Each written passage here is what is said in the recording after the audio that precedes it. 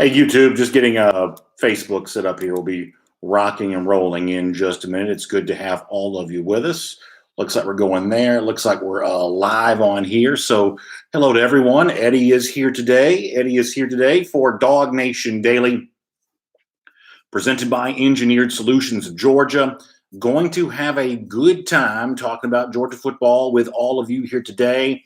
We'll get into what's going to be in the podcast a little bit later on, and we'll just generally speaking kind of cover all the news that's out there, talk to you for a little bit. Let me also go ahead and close this door for a second. I should have done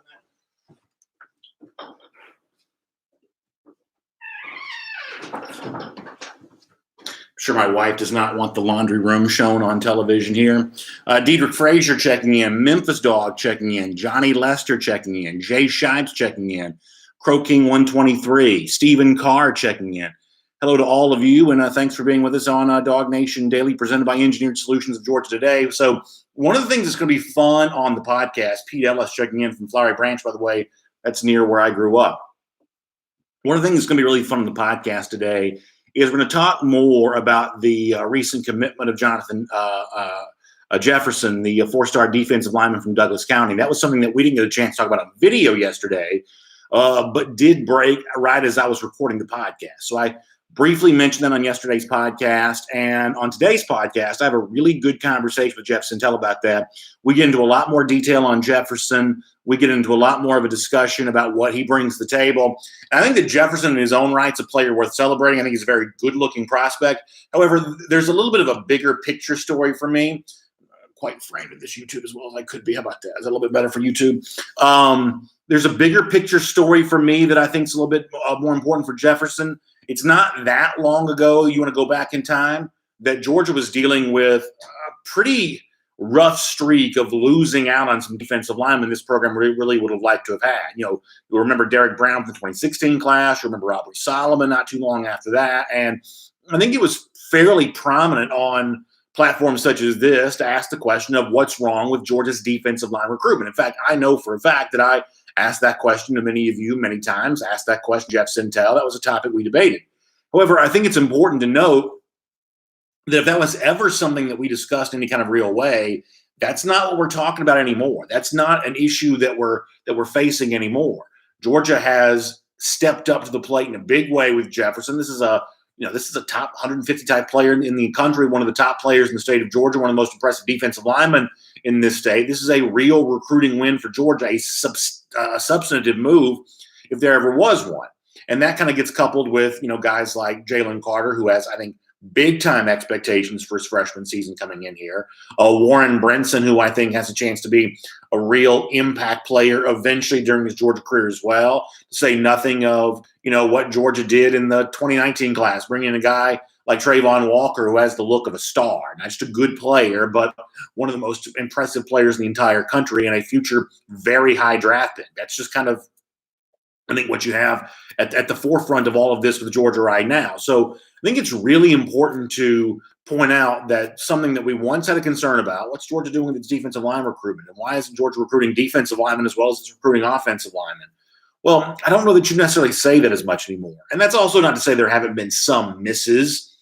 Georgia obviously would have loved to have had Brian Brzee a year ago, wasn't able to do that. Obviously would have loved to have had Miles Murphy as well.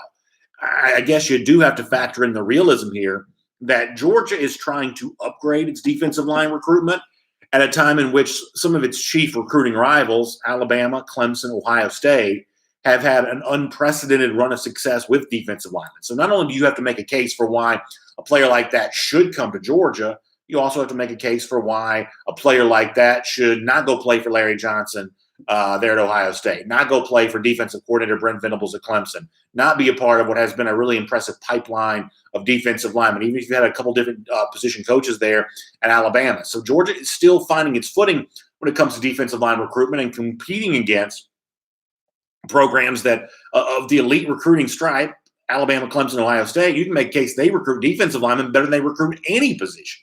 So that's a factor in all of this, and we'll kind of address that today. And I guess the other thing that we'll get into is now that the run of success for defensive line recruitment is kind of coming together, and we're seeing a lot of those guys on the field, the next step, I think, is for that group to also be more impactful. I think there are really two ways you measure that. We'll address both those on the podcast version of DawgNation Daily, presented by Engineered Solutions of Georgia, in just a few minutes' time when we have a chance to record that.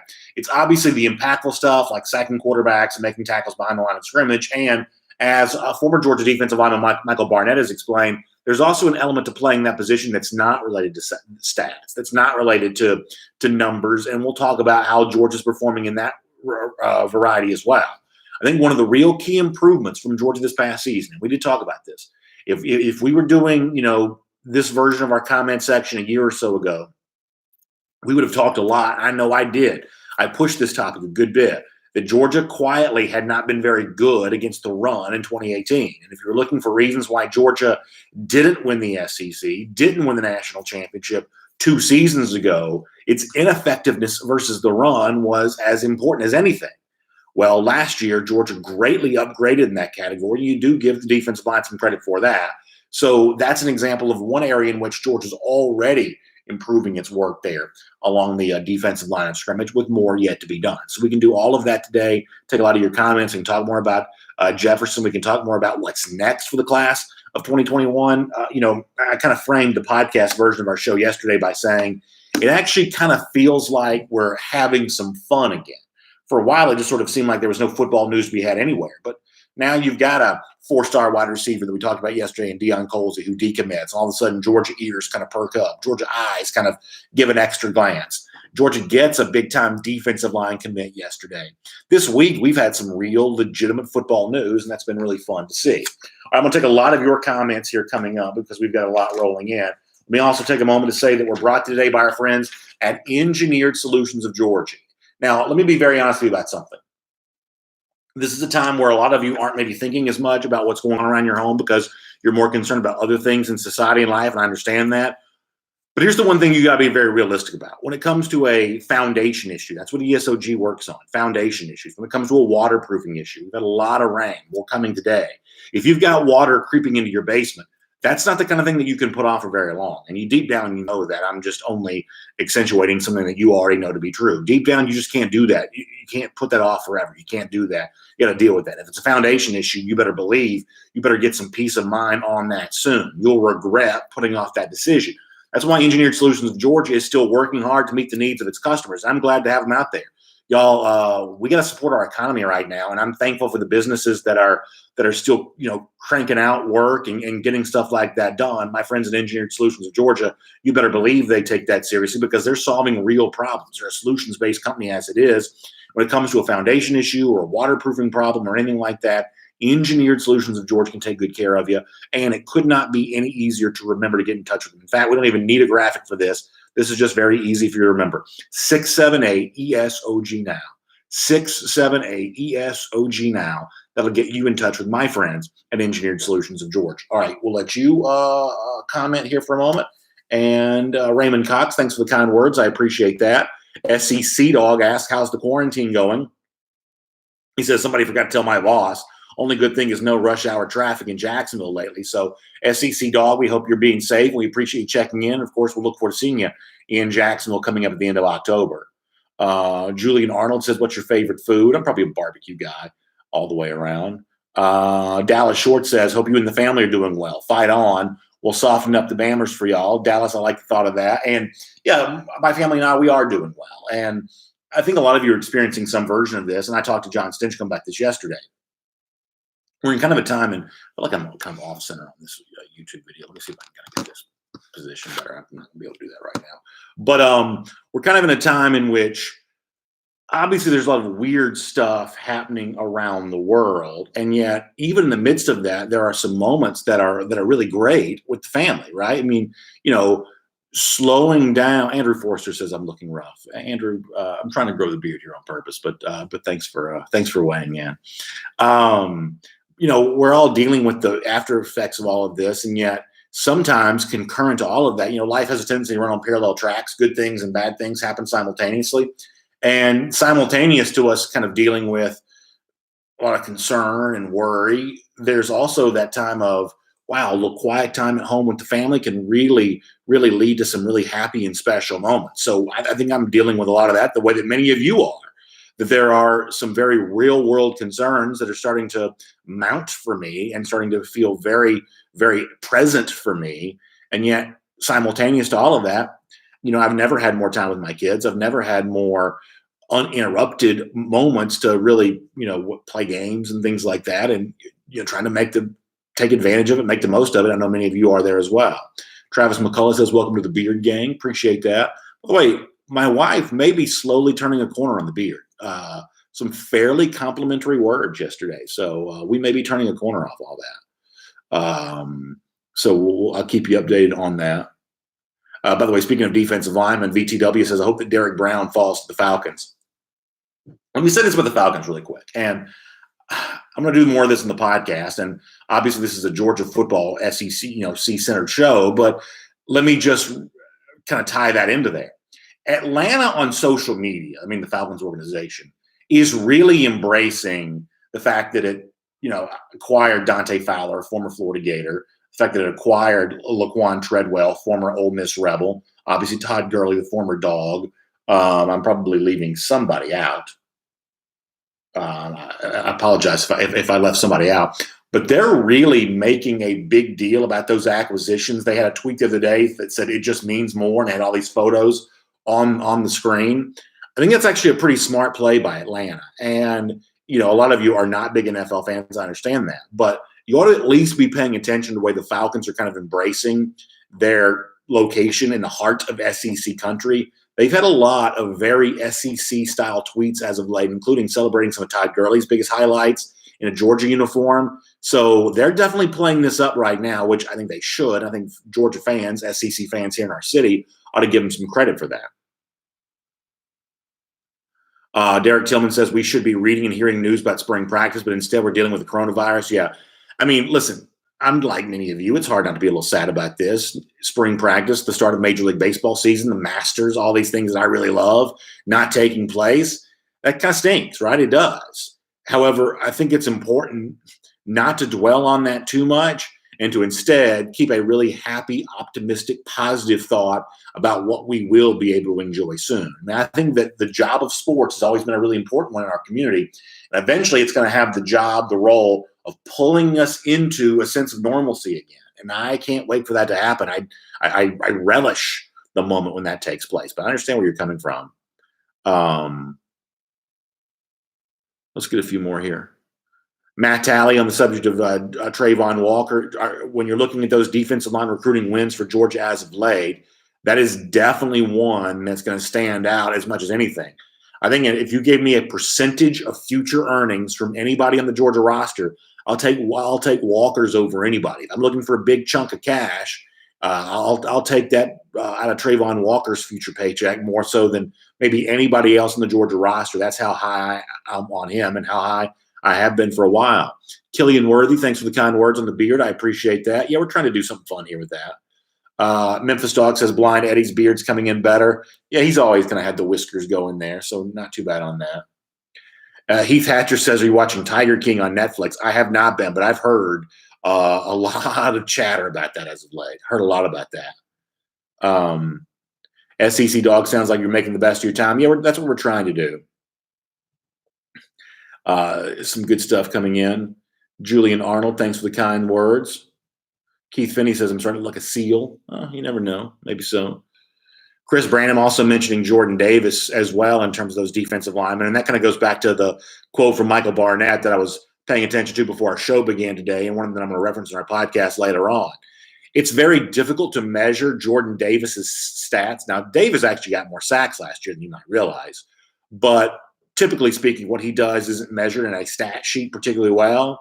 But when you're looking at most impactful players in the SEC, it'd be hard to come up with too many that are more impactful than Davis is. Davis has incredible value to UGA right now, even if it's not measured in the stat sheet.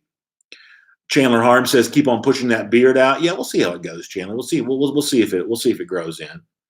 We'll see if it grows in. Bruce Huck says, "No gray in the beard." Yeah, not too bad so far. Pretty dark as it stands right now. Donor 1953 says, "Who's your number one recruit in the 2021 class?" I guess for right now, I don't know that I have a great name for this yet. But the one guy I've been paying close attention to that I do think is a realistic get for Georgia is probably Tony Grimes, the cornerback. Georgia's done great with defensive back recruiting as of late, and Grimes is already making a nice name for himself even during the lockdown period. And I guess for a lockdown corner, the lockdown period's not too different. But yeah, Grimes is probably the name I have most prominently on my list right now. I continue to watch this running back situation, but fully forming our opinions on the 2021 class, that's what really the next few weeks, next couple of months supposed to be about. Lane Johnson says that Nolan Smith will be the next great pass rusher, and you may be very well right about that. Ultimately, Trayvon Walker's role at Georgia will be a little bit different than a true pass rusher in terms of sacks. You would expect Nolan to maybe have more than Trayvon there in that regard. I'm looking forward to seeing Nolan break out that way this year. He's going to have some extra attention on him because he is a former number one recruit. He's going to be dealing with a lot of that. And certainly I think that Nolan's probably comfortable in that role and probably able to still thrive there. By the way, speaking of high-profile 2021 recruits, Dr. Mo Morris mentions James Williams, the very impressive safety from down in South Florida that did include Georgia in his top 3 recently, and that's also a really interesting name to know. The thing about Williams is he's so long. He kind of gets those Cam Chancellor comparisons, things like that. I don't think that's an odd comparison for him at all in terms of just a freakishly sized, taller than you'd expect to see at a safety type position. And I think that height for him could have extra value for sure. Brady Pest Management says, does all this mean that the Zach Evans recruitment carries into 2021? Yeah, Matt, I think that's a pretty good question in that. So for Evans, one way or another, already a weird story made weirder by the fact that he's frozen in place like everybody else is right now. And I can fully say that I have no idea what this means for him in the future. I think for a lot of these guys, though, that absence of a place to report to is going to be a challenge that a lot of people have to deal with. No school to go to, no team to report to. You're really left on your own. And I've been saying before, and this may be even more true for some guys who maybe just recently graduated from high school and now find themselves kind of in kind of a weird spot. You're going to have to be kind of your own source of discipline. You're going to have to be your own accountability partner during a lot of this kind of stuff. And, that's easier for some than others. Byron Dean Butler, pretty funny words in our YouTube comment section. Q, thanks for checking in. Mary E. Justice mentioning the possibility of some thunderstorms in Dallas, Georgia today. Yeah, I've heard about that. The AJC did a story about that. By the way, don't forget, AJC offering their e-paper free of charge right now. If you go to DawgNation.com, there's a link for the AJC e-paper. You can follow along on everything that's happening in the state there with that. A very generous gesture on the part of the AJC. Tom Lavelle says, do you think that due to the coronavirus, more kids will stay closer to home when it comes to committing? That could be good for UGA. That's an interesting theory, Tom, and I guess it's as likely to take place as maybe anything right now. It is of note that of the commitments thus far for Georgia, all are from in-state, so there could be a little bit more of a trend back towards the in-state stuff for Georgia anyway. I think there'll still be plenty of national recruiting because at this point in time, the flip side of what Tom brought up is because everything that's taking place is taking place via Skype and methods like that, then pretty much your next door neighbor is recruiting you the same way as somebody from 3,000 miles away. It's all being done, I almost said telepathically, but I think that means something different. It's like, I think that means altogether a different thing, but it's all being done via the internet and online forums and things like that. So on the one hand, the playing field has been leveled. Everyone's recruiting the same way right now, but ultimately, if you think about being a parent and your kids, a long way away, if something like this takes place, that maybe makes you think twice about that. I think Tom makes a pretty good point. Matt Talley brings up an interesting thing here. He says, you take some of Walker's future earnings, I'll take Nolan Smith. Yeah, I'm not telling you it's not a tough debate. I'm not. If you take Nolan Smith in terms of a percentage of his future earnings, you very well are going to have the potential of making a lot of money on that percentage from Nolan. I'm not telling you it's an easy runaway for Trayvon Walker. Obviously, there's a strong case to be made for Nolan, and there may be a strong case to be made for other guys on the roster as well. I'm just personally saying that Trayvon will be my answer. Robert Barnes, going back to what we said about the Falcons a little earlier, the SEC guys they've added, he says you can't go wrong drafting from the SEC. It's a great way to build a strong core for your team. The SEC players play big in big games several times a year. I think Robert's right about that. The other thing to this, too, is I saw this and I'll be quick about this, but I saw this map of the United States the other day, and it was kind of talking about which NFL teams were popular in which state. You kind of had the Saints kind of, dominating most of Mississippi and a lot of Alabama. Atlanta, for the most part, only had Georgia. And you can make cases down in South Georgia, those folks are either not even paying attention to NFL football, or if you're down near Valdosta, something like that, they may be more likely to gravitate towards the Jacksonville Jaguars. But this upcoming year, Jacksonville's going to play 2 games in London, and New Orleans, after having been really good for a long time, they could be about due for a step back. So if Atlanta wants to be the NFL team of the South, bringing in a lot of these SEC guys might be a way to do that. And the door could be more open to sort of being the SEC country's NFL team, maybe a little bit more than it might otherwise be. Now, obviously, you got Charlotte to contend with, and by the time you get to Tampa, you're a good ways away from Atlanta as it is. Charlotte, a little bit more of an ACC hotbed. So I don't know if this is intentional or not. I don't know if this is just the Falcons having some fun on social media or not. But it is, I guess, fair to point out that all of this acquisition of SEC talent for the Falcons coincides with a time in which being the NFL team of the South is kind of up for grabs here a bit. The same way the Braves have kind of had Braves country extend into all kinds of neighboring states as the only major league franchise. I think the closest major league franchise is the Cincinnati Reds, actually. So the Braves have a built-in advantage there, but the Falcons have an opportunity to maybe kind of cultivate some of that. I think they'd be smart to do so. By the way, James Wade says he doesn't think the Saints are going anywhere, so he'll weigh in on that. Philo Beto says Atlanta was more of a regional team when it played in Fulton County Stadium. That's probably true. Back when there were fewer, NFL teams in this region, that's probably as well. Jay Shipe says, who would you rather have the Falcons have, Jameis Winston or Cam Newton? That's a pretty interesting question. Mike D says the Patriots and Bengals have drafted more players than Georgia players than the Falcons have. That's been true in the past. We'll see if that changes in the future.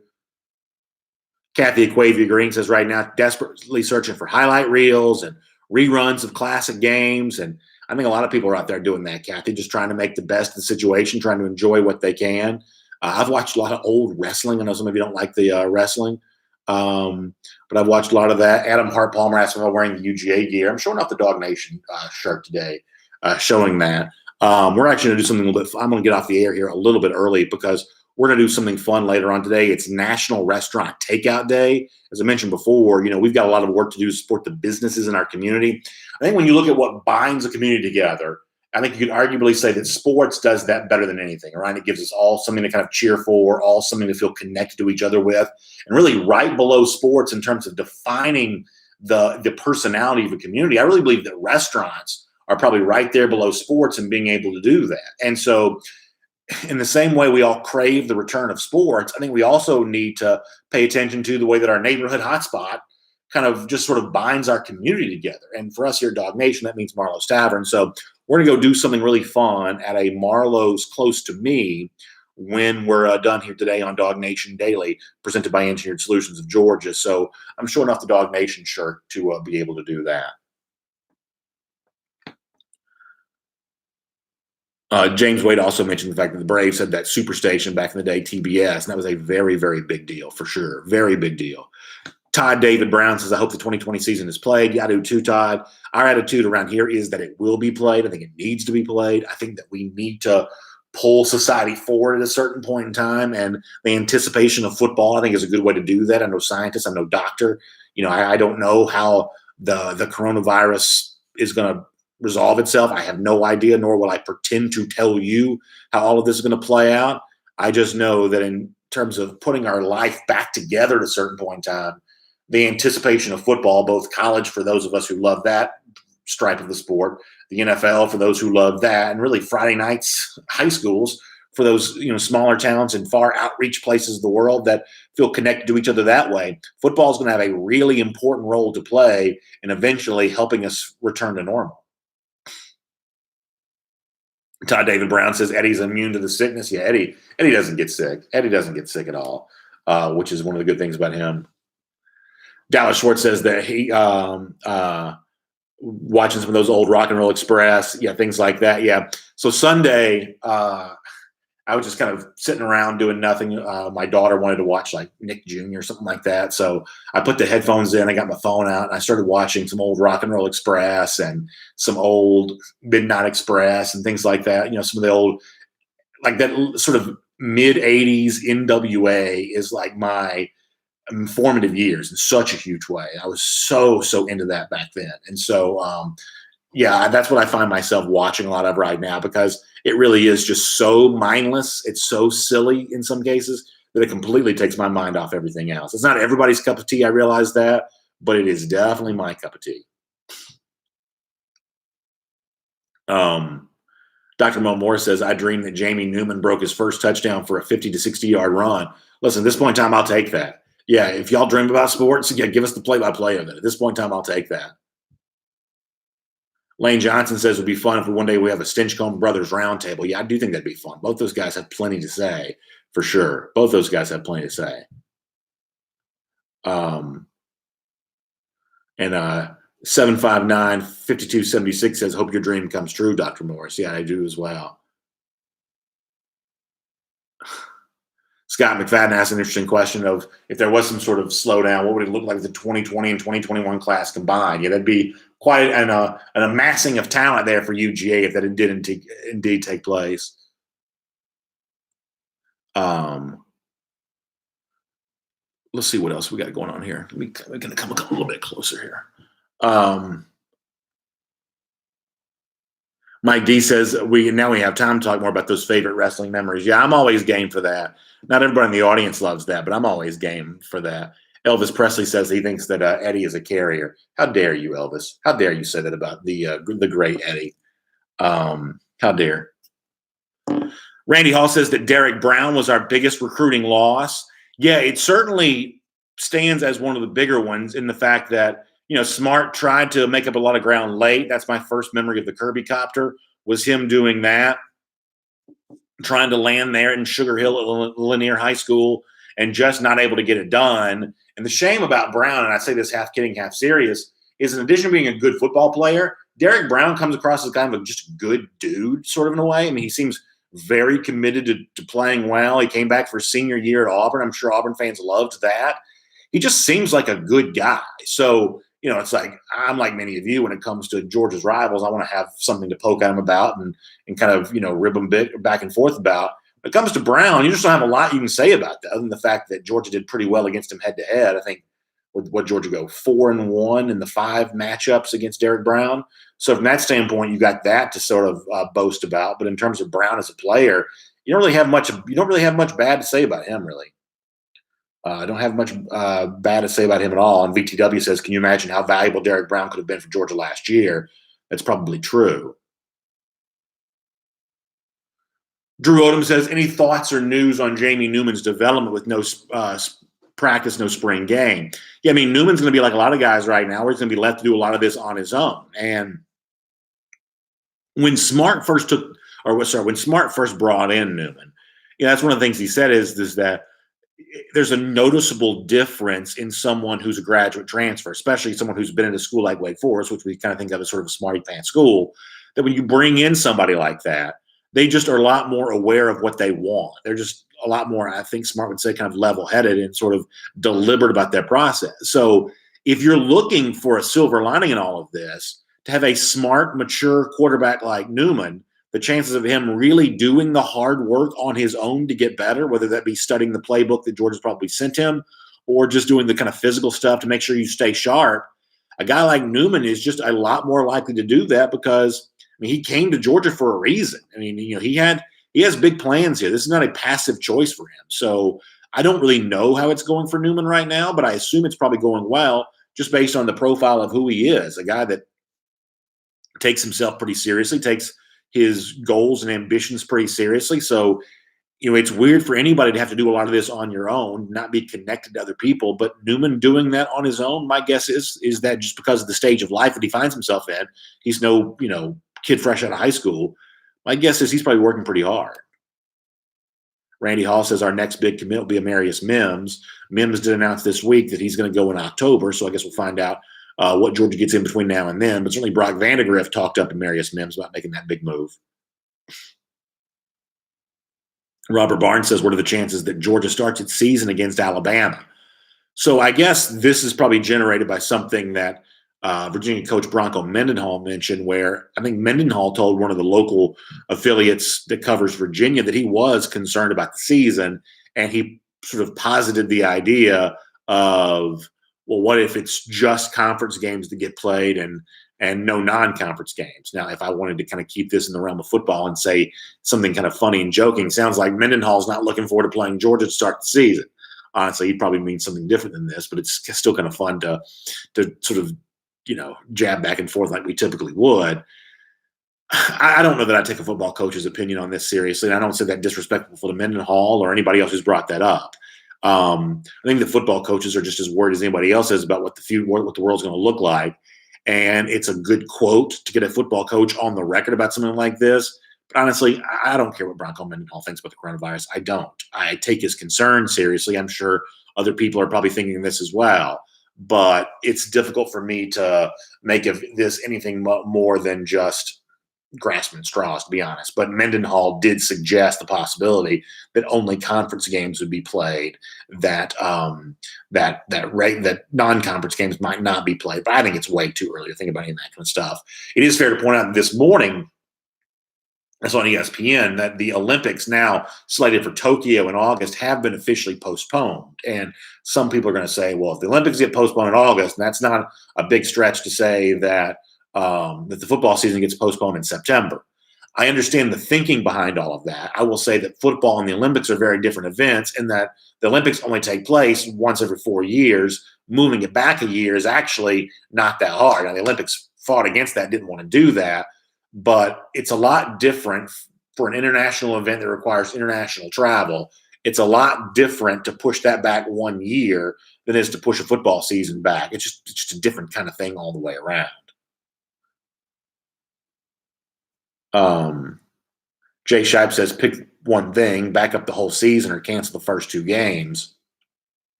I mean, I guess if you gave me that choice, I'll take canceling the first 2 games. But, I think we got to wait and see what the world looks like, come – it's not even April yet. What does the world look like at the end of April? That's still several months ahead of when practice is supposed to start. I think we just got to be patient and give this some time. And I really do think it's important, as much as I have the ability to influence this topic whatsoever, I think it's important for us to kind of keep a good thought that the season's going to go on as scheduled. A, that's what I believe will eventually happen. And B, I think that's just going to be important. I mean, for those of us who are kind of holed in here and kind of locked into our houses, we need to feel like this has been for something. We need to feel like we're accomplishing something by shutting the world down. And the return of football, I know that meme has been passed around a bunch, and it's kind of funny of if you told, Southern college football fans that the season will be canceled, they don't stay in their house for 2 weeks, that you'd get a lot more compliance. And that's kind of a good meme, and everybody's having fun with that. But there is a sense that's true, that we're doing this now to make the world seem normal again. And it's not just the football season, although that's very important. I want to go to swimming pools this summer. I want to play golf again. I want to do those kinds of things. And I'm staying inside right now to make that easier, to make that transition. We got to believe all of this has been for something. And so some sort of path towards getting back to normal, I think eventually makes us feel like this hasn't totally been in vain. Robert Barnes says, what time does the podcast come on? That's a good question. So as soon as I finish up here, Robert, I go record the show, and it's usually up and running. Normally the podcast is up and running by about noon. I've been getting up around 1 p.m. today. So podcast platforms, Apple, Google, Spotify. I post the show at DawgNation.com. It's on there by 2. SoundCloud's a big platform for us as well. We're on those platforms last couple of weeks by about 1 p.m. just because there's a little bit of delay in getting it posted because of the double duty here. But by about 1 p.m., the podcast is up and running there for sure. George Hernan says Eddie needs a beard. Yeah, maybe we can get Eddie a beard at some point in time. That's not a bad idea. Not a bad idea at all. Maybe I can go, I hope my daughter's not listening. Maybe I can go snip some hair off one of her dolls and kind of turn that into a beard there. We'll get a few more minutes for some comments. I also want to tell you about my friends at Kroger here for a moment, because Kroger is doing something really cool in honor of the folks who need a little help in terms of better hours for shopping when it comes to the coronavirus. Those who are 60 or older, those who are defined by the CDC as being an additional risk category for the coronavirus, Mondays through Thursday from 7 a.m. to 8 a.m., Kroger's kind of blocking off that hour for those people in a pretty big region. The region includes all Georgia, Eastern Alabama, and South Carolina, 7 to 8 a.m., Monday through Thursdays for seniors over 60 and high-risk people as defined by the CDC to get in there and get your grocery shopping done. That's a really cool and generous act that Kroger's doing. We really appreciate the work that Kroger's doing during this time of year. I know you can't see this. I get a little closer up so you can see the Kroger graphic. We really appreciate the work that Kroger's doing right now, and hope you take good advantage of that. And by the way, also remind you, this is DawgNation Daily, presented today by Engineered Solutions of Georgia. You can give them all the number on your screen, 678-ESOG now. That's 678-ESOG now. That'll get you in touch with Engineered Solutions of Georgia. As I said before, foundation issues, waterproofing issues, those things don't slow down. And you can't stop thinking about those things because you have other things to think about. ESOG cares about the structural integrity of your homes. They're still out there doing good work for you. You can find them online. Or I should say, give them a call, 678-ESOG now. I think Cliff Payne brings up a really good point. He says that there's zero film right now for defenses to prepare for the Georgia offense going to look like. That's an advantage for Georgia. It very well could be true. I also think it's just kind of a fun curiosity of, if you were getting ready to play Georgia, if you were trying to prepare for that, like, how would you do it? I mean, think about, like, let's say the Virginia game really gets played, and there's no spring practice, so there's no like rumor mill about what Georgia was or wasn't doing.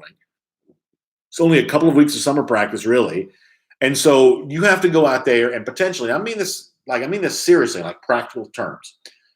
You potentially have to watch every game that Todd Monken's ever called: Southern Miss, Oklahoma State, Tampa Bay Bucks. You have to watch sort of every game from the Kirby Smart era at Georgia, because you think that his overarching philosophy is still going to influence a lot of what goes on here. And from that, you have to make sense of whatever Georgia's going to look like right now. You probably have to also add to that a lot of Wake Forest film going back to when Jamie Newman was there, because you got to have some sort of preparation for Newman. So you're watching multiple years worth of Wake Forest stuff, multiple years across multiple teams of Todd Monken offense, and then you got to watch the previous year's worth of Kirby Smart stuff as well. And if you're Georgia or an Alabama coming up in September, they'll just turn an army of analysts on that. But not every team has that same level of resource to throw at a problem like this. Virginia, I'm guessing, probably doesn't. So I'm guessing that there really would be a great deal of, what in the world is Georgia about to throw at us when that Georgia-Virginia game is played? I think that's a really good point by Cliff. Martin Goodman says, I haven't gotten used to the beard yet. I'm still scratching. Yeah. The other thing is, and I mean this, like, once again, sort of half kidding, half serious, I do take the notion that not touching your face is a great way to prevent yourself from getting sick. I do take that very, very seriously. I am having a hard time not doing that. I rub my eyes a lot. I don't really even know why. It's just a nervous habit. I rub my face a lot. I told y'all last week that I'm kind of someone who, if you spend time with me, I'm pretty laid back. Like, I don't really take, anything, all that, catastrophically. But I also, simultaneous to that, have a lot of nervous energy. I'm bouncing around a lot. I'm, whatever. I just have a lot of nervous energy. So you see that come out with a lot of face touching and things like that. So it's not just not getting used to the beard, although I guess I'm probably not. There's also a sense in which I just can't stop touching my face.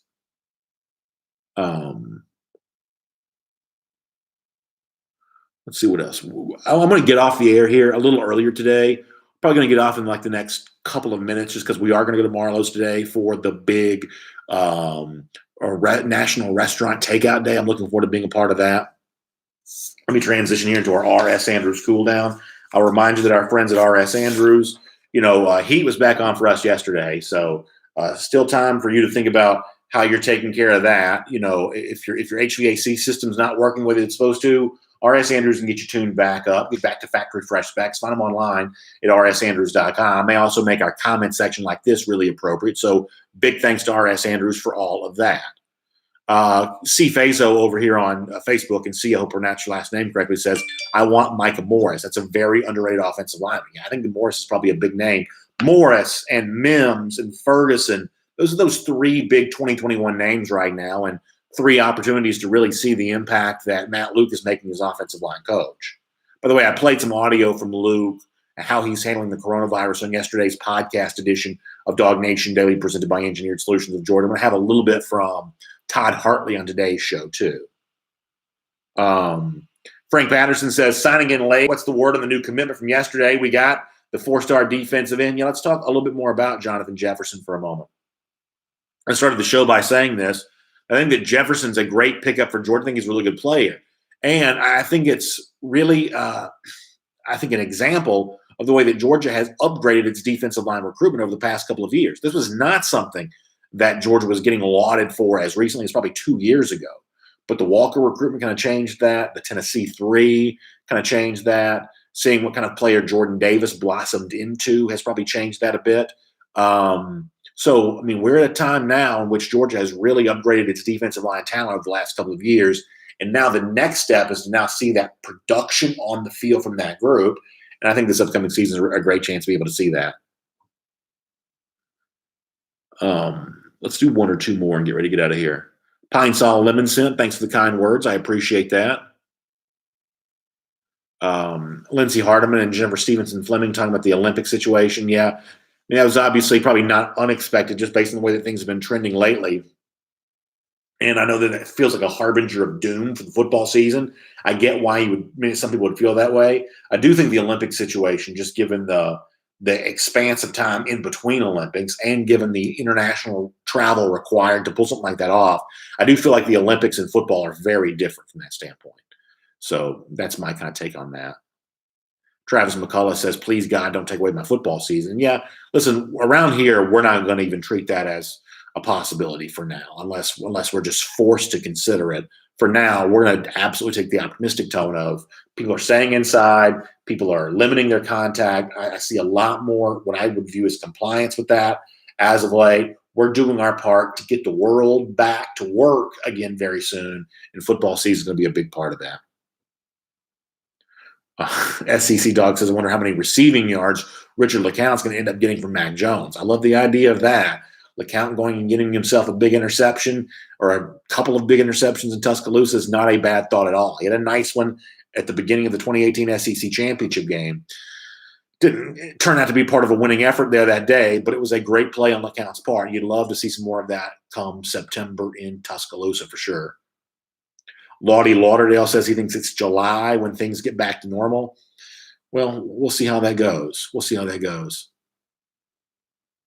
Lynn Johnson Shipman says, recovering from surgery right now. Lynn, hope that surgery recovery continues to go well for you and hope you stay safe and healthy. Thanks for spending some of that time with us here on DawgNation Daily presented by Engineered Solutions of Georgia. Kanisha Clark says not enough people are staying home right now. I guess I can't really be a judge of who is and who isn't, but it seems like just in terms of my observation, it seems like we're doing a better job of that right now. Chris Tittle on the subject of who's staying home and who isn't.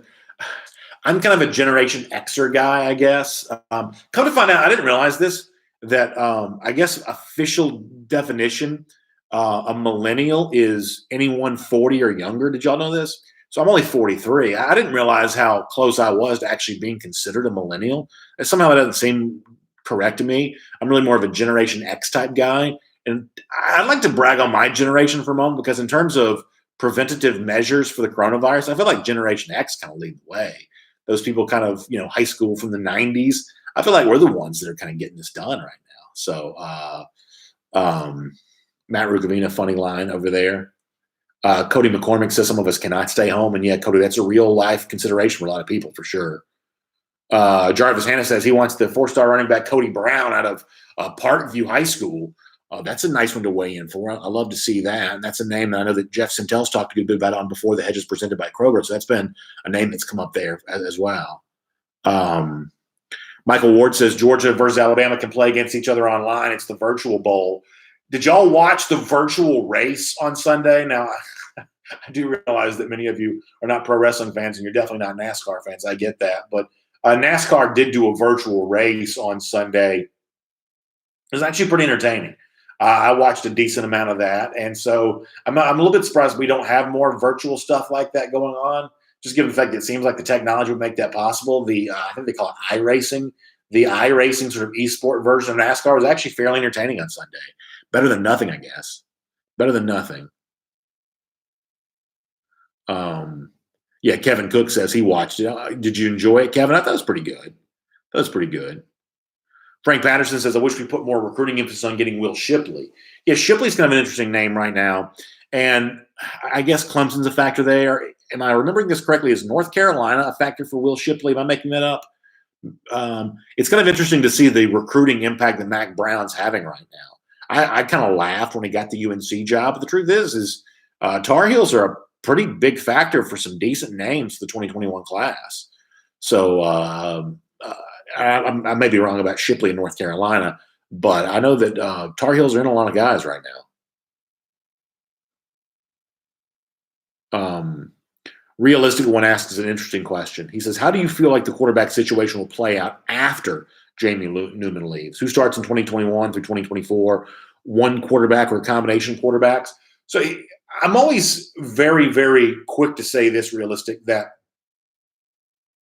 when it comes to Carson Beck versus DeJuan Mathis versus incoming freshman Brock Vandagriff for that 2021 quarterback competition, I'm really careful not to pick a winner there. And I think that it ought to be a competition. I'm not going to favor, Brock because he's been on campus. I'm not going to favor DeJuan Mathis because he will have been on campus the most of all of them. I'm not going to favor Brock Vandagriff because he's currently the higher-rated recruit of the trio. I'm just going to throw him out there and let it see how it plays out. So I'm kind of comfortable saying I don't really know how all of that goes. And, by the way, that's also thinking ahead to a 2022 situation where Gunnar Stockton may come in, and Stockton may be, sort of I don't want to overhype him, but I mean, he may be a Trevor Lawrence style state of Georgia prospect. And then you think about that, how that 2022 cycle impacts future Georgia seasons. I'm sort of comfortable saying I'm willing to let them all compete, knowing that the loser of the competition probably goes and plays somewhere else. That's just the nature of the beast as it stands right now. But I'm sort of okay with that being a competition moving forward. I'm kind of okay with that. I think it's a really good question, an important thing to ask. But we got to take care of that. Looks like we had to delete something out of YouTube, y'all. I'm sorry. We've had a little bit of an issue with that lately. Kevin Cook says they're iRacing again this weekend. Yeah, I think they are. So I think it's kind of fun to see. Plus, it's a chance some of the retired drivers like Dale Earnhardt Jr., people like that can kind of get back in and drive the iRacing thing again. So it's a chance to kind of get some of your bigger stars more involved. I'd love to see some sort of version of that for other sports. As I said before, it's kind of better than nothing. Kathy Aquavia Green says Jonathan Jefferson seems like a good kid and love how they're pulling those Georgia boys. I agree with all of that for sure. I agree with all of that. All right, we're going to get ready to go. Huge thanks to our friends at R.S. Andrews making the R.S. Andrews Cool Down possible. Air conditioning, heating, plumbing, electric. You can trust R.S. Andrews to do all of that for you because story after story, they've been delivering smiles, and they can deliver a smile for you. Find them online at rsandrews.com. Also, my friends at Engineered Solutions of Georgia, huge thanks to them. 678-ESOG now. For a foundation issue, for a waterproofing issue, Engineered Solutions of Georgia can help you deal with all of that. Find them. Give them a call, 678-ESOG now. Number could not be easy to remember.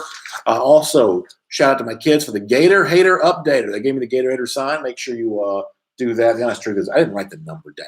I also don't have my dry erase board right now. So I'll have to do the number again tomorrow. But Gator Hater Updater, number continues to climb. Long time since the lousy, stinking Gators beat the Georgia Bulldogs, and that's important to remember.